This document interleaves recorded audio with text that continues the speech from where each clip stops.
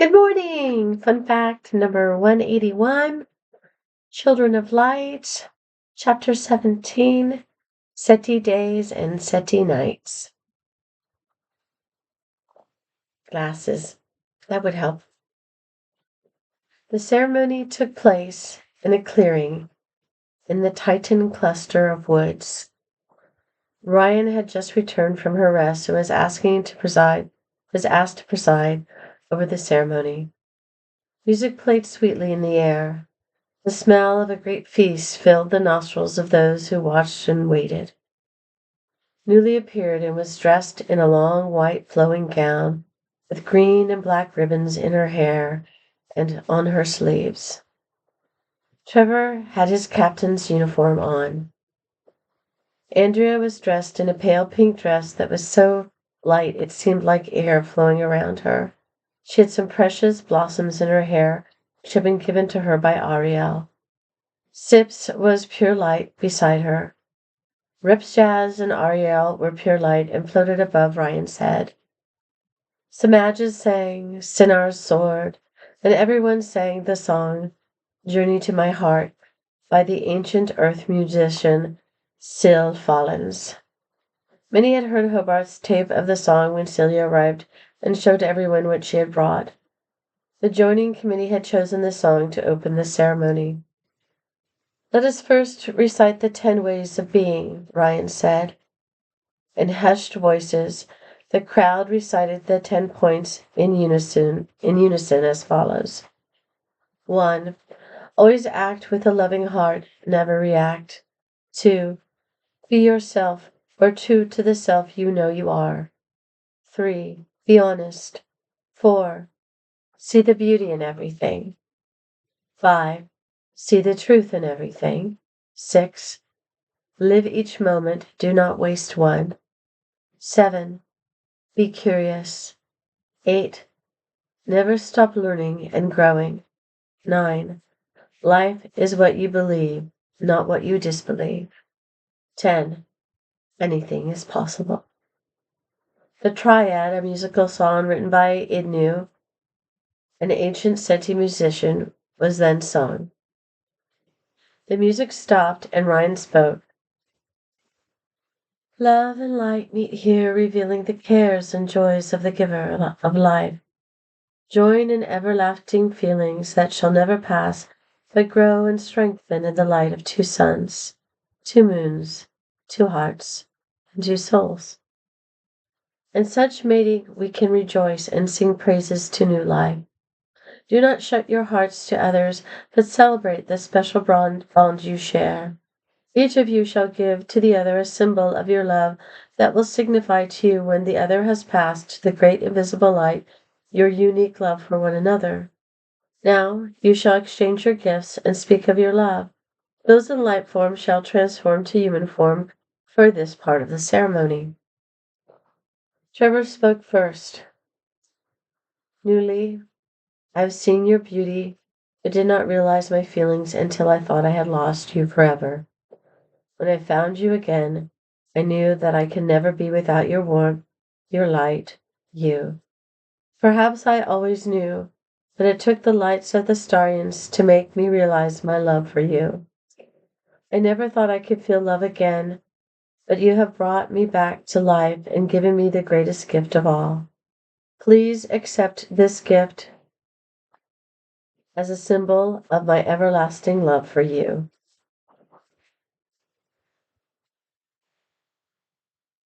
He showed Newly a very large ruby in the shape of a heart on a black tether band, which she put over her head. The ruby rested on her chest. Wear this as long as the flame in your heart burns, he said. Newly in return sang her love to Trevor.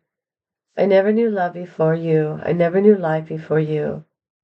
Ariel set my soul free to feel, to be me. Now I know the truth of the stars. Now I know this love of ours. Sometimes we have to lose something to discover it is missed. There are no words to fill the void and emptiness, just feelings of love and feelings of bliss. She finished her song, and in her hand was a gold band consisting of 5 interlocking rings to form one ring, which she placed on his finger, and she said, "Wear this as long as love is in your eyes of blue." They kissed, and a shout went up in the crowd, and everyone hugged and kissed. You said to Vladimir, "Such great love, such sentimentality." Vladimir interrupted him and said, "So sickeningly sweet, like too much candy." And they both laughed in hushed tones. Next, Ariel spoke. "Repsage, I have waited many turnings of Ceti for your light to shine upon me. I knew you would finally come to calm the love I have held for you so dear so long. You are my true light." She gave him a stone to wear around his wrist. The stone was unlike anything the humans had ever seen. It seemed to have no mass, but light and color. Like an opal, it seemed to burn and change shape and form and color by the second. It appeared to almost float between the two ends of the tethers. Repzaj had made a bracelet of the same construction. He said, "I never thought there was anything greater than life among the comets. So much laughter and peace. My existence with the comets was not life. I did not live until I saw your light. I did not know true happiness or love until I heard your voice. Everything I've known until now is nothing. You are my life. You are the reason for my continuance. Everything is darkness without the light of your love." He handed her the wristband with tears in his eyes and said, "I love you, Ariel." They embraced and kissed, and a shout went up in the air, and everyone embraced and kissed.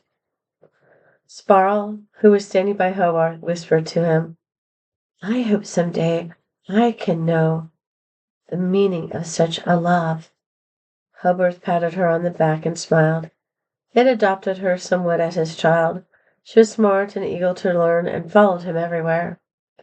He thought if she only knew all the trouble these couples had to traverse to come together at last across space, across time, through comet showers and other levels of life, even death, waiting, watching, and living with pain, until the final release of too much joy. Next, Andrea spoke. "Sip, she struggled to maintain my life and loved me from the first. I never knew such love. I thought I knew everything there was to know, and now I know another side of life. I finally found where I belong. I belong in your light here on Ceti." She handed Sips a simple silver ring and smiled. Sips spoke next. "I was afraid of giving of myself before I met Andrea. Now I do not understand anything but giving myself to her. Love is a strange force. I never knew love could make one lose fear, yet become fearful, that it could make one feel so uneasy, yet peaceful. Such pain at the thought of losing the loved soul, such happiness to be near the loved soul, to hear her speak, to touch her skin, to see her smile. Even though we are from two different galaxies, it is as if I have waited for her all my life. I finally feel like I belong too. To me, even though you cannot transform into light, your light is greater than any I've ever seen." He handed her a tricolored ring. It was wood and silver and onyx. They embraced and kissed. The crowd shouted, embraced and kissed, and began to sing the song created anew for the occasion, a mixture of two worlds. "When I was young, I dreamed of two souls meeting. Then it seems so far away." I probably should say it because I remembered that singing doesn't work with this mic, so I'll say it. "When I was young, I dreamed of two souls meeting. Then it seemed so far away, across the oceans, across the stars.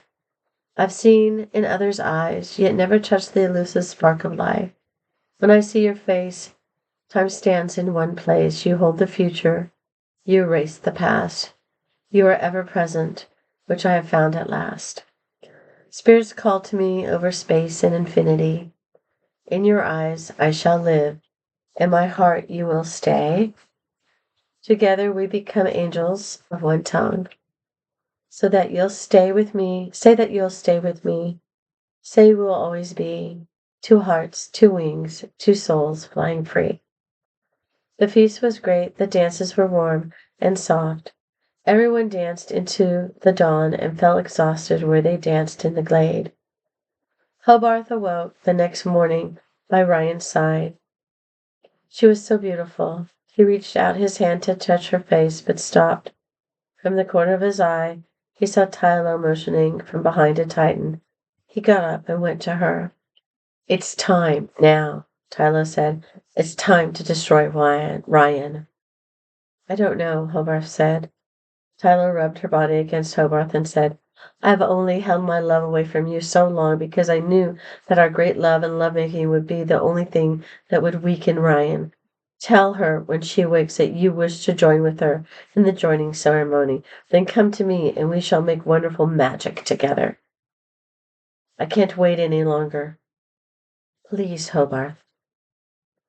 The scent of her body and the way she moved up and down his body made Hobarth dizzy with hunger for her. "Yes, my love," he said, thinking that how could making love to Tylo have any effect on perfect Ryan? He would apologize and make the transgression up to her somehow. Perhaps he would even join with Ryan. The more he thought about Ryan, the more he wanted to hurt her. She was his ideal woman, and he loved her as much as he could love anyone. But how could such a seemingly wonderful creature love him? That was the key to the flaw in her character, Hobarth thought. That would be what would unveil the true Ryan. Her disguise would be lifted, and he would see her awful self, perhaps. He could love her more freely or hate her. His thoughts battled one another in circles. Should he follow Tylo's plan, or just be with Ryan? Why was this so hard? The more he thought, the more his hatred for Ryan built, and the more the plan came together in his mind.